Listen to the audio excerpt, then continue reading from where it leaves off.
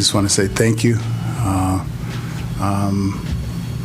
Retiring from the field here in Houston, I haven't made up my mind yet what I'm going to do or where I'm going to go. First, I'm going to go home, talk to my daughter that thinks that she's my mother, and spend some time with my grandkids and let the Lord tell me where to go and what to do, with my life. And I still feel like I haven't done what I'm supposed to do in life, so I feel the Lord has some great things ahead for me.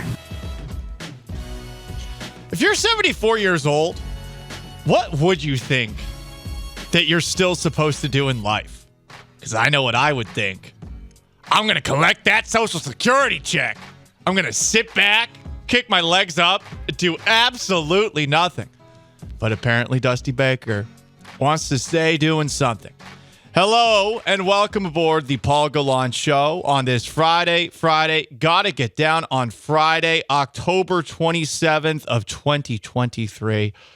The best weekend of the year is here. It's the weekend before Halloween. And yeah, I'm 34 years old. And yeah, I probably should be more of an adult. But this is my favorite weekend of the year. You go out to bars, you go out to house parties, you dress up. Some people dress up with fun costumes. Other people dress up with very, what's the word? Visually appealing costumes. And you have yourself a ball. Especially if, I don't know, you put something like Sober October to bed earlier in the week to help the Astros out. And I'm excited. Guys, if you're watching on the twitch.tv/ESPN 97.5, some are asking if I am a hobo. No, I'm dressed as Billy Butcher from The Boys, which Sean Mapes, I believe, is the best television show that there is right now. Amazon Prime, if no one's watched it before. It's basically the zag that all of these damn superhero movies needed, because it's basically what superheroes would be like in real life if you had all these powers. And I'm playing a character I'm cosplaying as a character who has a very foul mouth, who's British, and who wants to kill all these superheroes. Billy Butcher, Sean. Yeah, you sure are. 1 to 10, rate the costume. I didn't get to bring in my crowbar today because I can't find it. No I've got crowbar. a fake cigarette in my mouth. Lose points on the no crowbar, I'll be honest. I know, because I'm not going to be like the Killer Bees with their little tiny baseball bat that they hold on when they're talking about the Houston Astros and such. Maybe like 8.1? 8.1. I'll take an 8.1. Yeah. Couldn't do the hair to the degree I wanted, but I got some scars on right now. The scars help. The fake cigarette helps. I think Renato thought I got in a fight. If only. So did I, honestly, because I couldn't see what you're wearing because the little cubicle that I'm in before the show, and so I only saw your hair was messed up, and I was like, "What's going on, Paul?" But then I saw the whole thing, and I was like, "Okay, I get it." Got in a fight with people in the lobby. Sometimes you just got to lay down the law. Anyway. Guys, let's talk about Dusty Baker's decision. Now, we knew he was going to retire, but I do think it's worth discussing some of the reasons as to why he retired. At his press conference yesterday, Dusty explained when he came to the decision to step away as manager of the Astros and I guess do whatever he'll end up doing next, which is either be a special advisor for the Astros, for somebody else down the road. Here's Dusty Baker. Well, I started this winter thinking about it, and then there were a couple instances, a couple articles, a couple things that kind of made up my mind, in late summer. And but that didn't have anything to do with tarnishing my job or anything like that, because I wanted to win, the pennant and then leave. You know what I mean? And the same thing happened in San Francisco. I knew I was leaving in San Francisco, so I wanted to win, and go out the door. But sometimes your plan and life's plans are two different things. But, I got to the door, but I didn't quite get through the door. At the very end, he says what anyone who retires from a sport wants to do.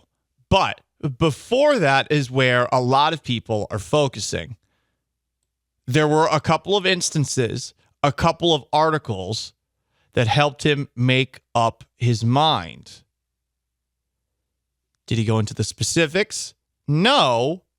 But a little bit later, someone asked the very good follow-up question if you felt mistreated or disrespected by Houston media. Here is the former manager of the Houston Astros.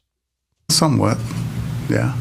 But, I learned from Hank, and I learned from Buck O'Neill, because those guys had a whole bunch to be mad and bitter about. But Buck used to tell me, he said, hey, man, bitterness don't do nothing but eat you up, and vengeance is somebody else. Because see, some of those people won't have good luck. I certainly believe that, and I've seen that in my life, that the people that mistreat people. My mom used to tell me all the time, God don't like ugly, and I don't know if y'all ever heard that before, but He does not like ugly. So I'm trying not to be ugly. We know Dusty can be ugly, as evidenced by that Game 5 tirade after Brian Abreu was ejected from the game. We all can be ugly, but he said that he felt mistreated. I'm wondering where it stems from. I know a lot of people are pointing at Chandler Rome from The Athletic. I imagine others would point at the bench, calling Dusty Baker the man of the coin.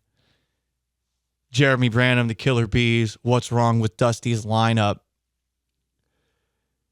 But I think that yesterday online, I saw a real pushback to the idea that Dusty could admit, yeah, I was annoyed with some of the criticism that I got over the past year. He didn't get into the specifics, thought he handled it pretty classy.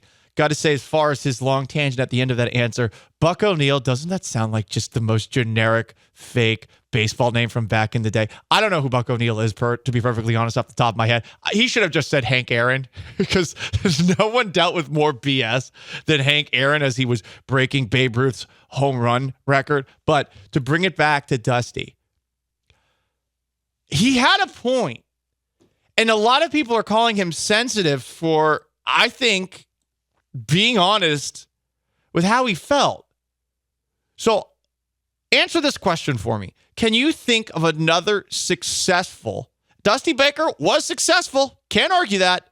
Can you think of another successful Houston sports figure in recent memory who dealt with the same volume of criticism? And I say volume because there was nothing that people really pointed at specifically with Dusty Baker. It was more a daily, nightly frustration, pushback about the lineups than everything else. There wasn't some sort of disastrous decision that we can all point to and say, oh, he screwed up.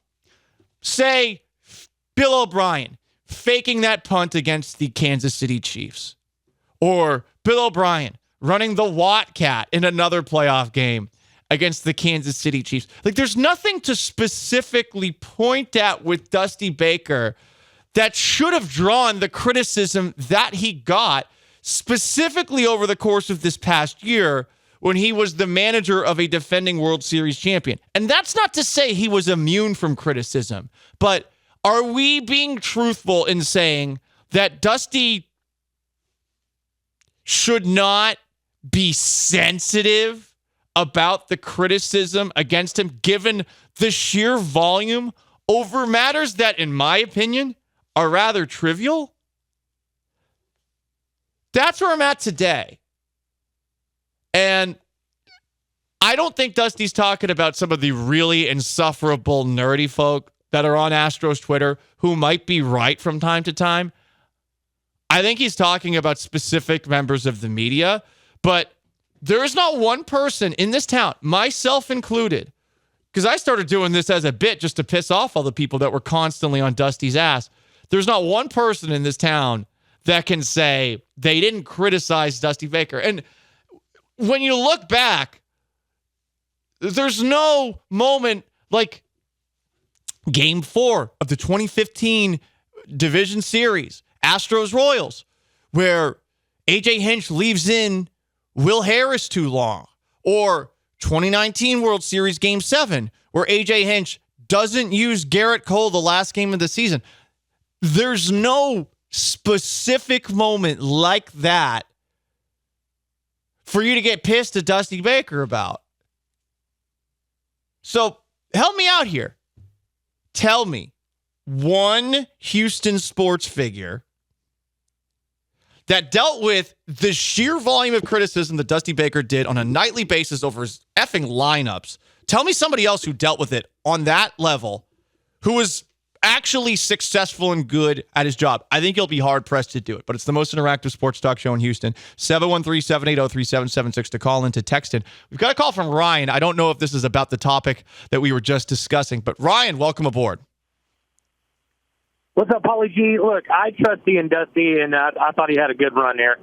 But anyways, I don't know. I want you to rate your reaction of when the guy shrunk himself and went into the place and then sneezed. Yeah, and he got back to full volume and the whatever exploded. You know what I'm talking about? I know exactly what you're talking about. You're talking about episode 1 of season 3 of The Boys. I'm not going to reveal any spoilers, but yeah, it's gross. That show is about as graphic as it gets. And you compare it to movies of the past. I actually watched Nightmare on Elm Street for the first time last night. The scene that people told me about where Johnny Depp dies, spoiler alert, in Nightmare on Elm Street, Sean's shaking his head. Johnny Depp dies in Nightmare on Elm Street. I didn't even know he was in that Well, you movie. just need to watch the movie and just wait for the moment where Johnny Depp's character dies, because it is just so preposterous, and only The Boys does gore on a level like that scene. It is insane. Anyway, Paul Gallant Show, ESPN 97.5 and 92.5. Tell me about another successful Houston sports figure that was criticized along the way, a la Dusty Baker, this past season as the manager of the defending world champions.